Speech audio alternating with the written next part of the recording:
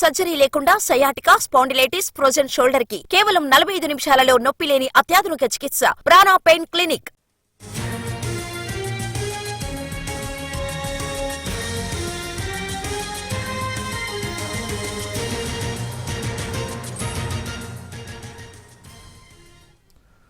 రెండో రోజు దావోస్లో AP CM Chandrababu పర్యటన కొనసాగుతోంది. పెట్టుబడులు ఆకర్షించడమే లక్ష్యంగా ముఖ్యమంత్రి టూర్ జరుగుతోంది.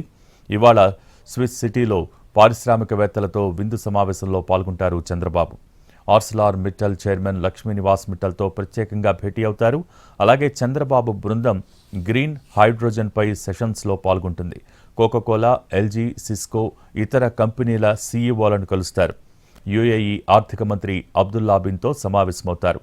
ఎనర్జీ ట్రాన్సిషన్, ది బ్లూ ఎకానమీపై చర్చల్లో పాల్గొంటారు. ఇక రేపు మూడవ రోజు ముఖ్యమంత్రి చంద్రబాబు మరికొందరు వ్యాపారవేత్తలను కలుసుకుంటారు. నాలుగో రోజు జ్యూరిచ్కు తిరిగి వెళ్లి అక్కడి నుంచి విమానంలో భారత్కు చేరుకుంటారు.